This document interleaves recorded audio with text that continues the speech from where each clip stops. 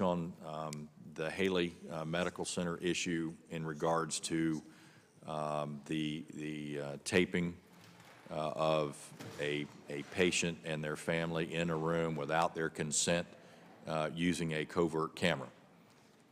And it appears that we at the committee are at loggerheads now legally with the interpretations that are being provided. And I guess my question is, do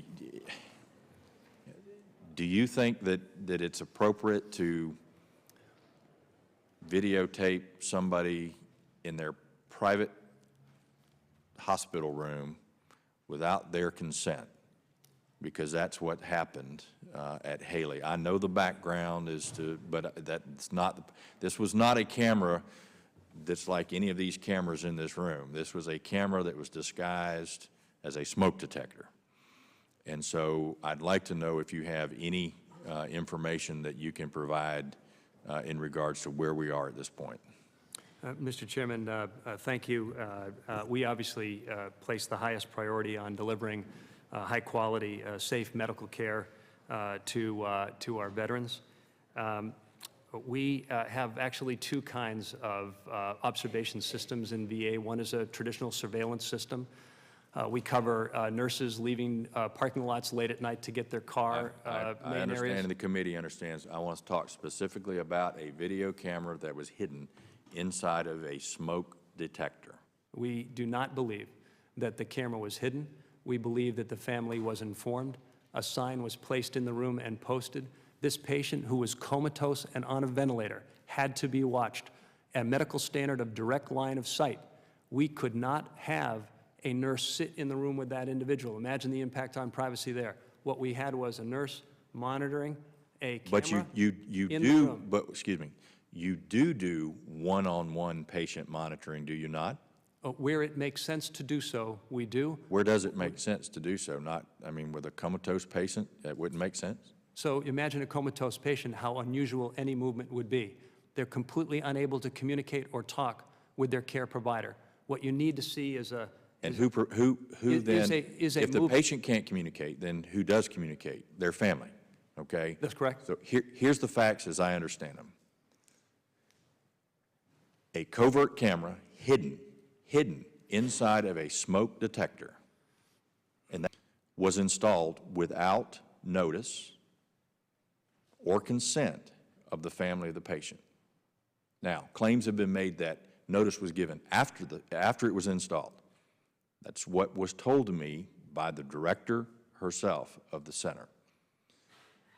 But there was no requirement for consent.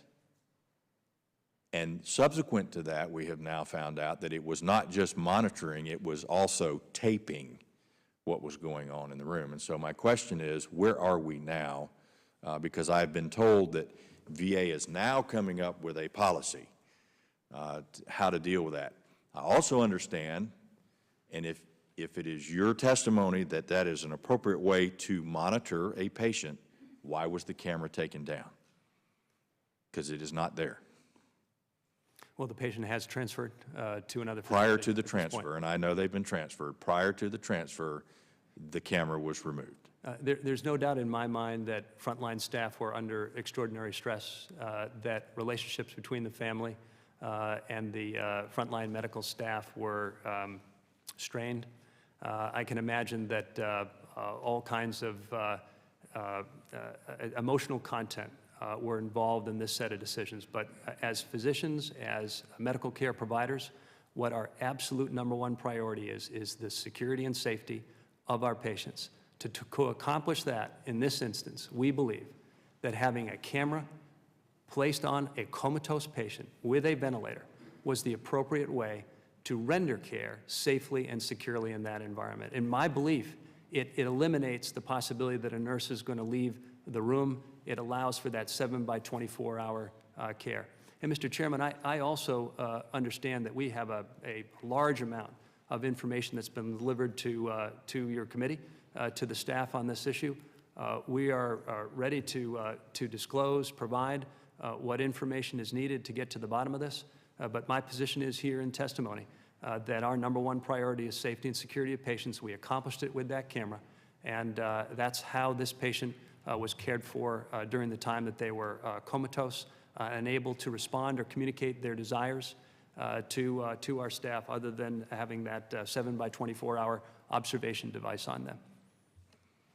Okay, we will agree to disagree because I guess common sense, where I come from, would say just put a camera. If you're going to put a camera up, just put a camera up where people can see it. For some reason, somebody made the decision to hide the camera.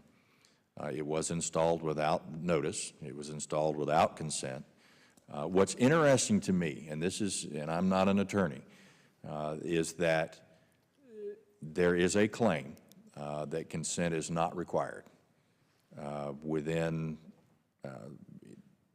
a VA facility.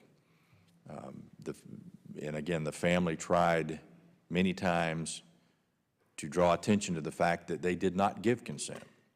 And while this is small in comparison to $140 billion budget, it's not to the family, nor to the patient. And we will continue to move forward. I just thank you for the update. I did receive the update that the patient had been transferred, and I know that that was something that the family had desired to move them closer to their own home facility. And with that,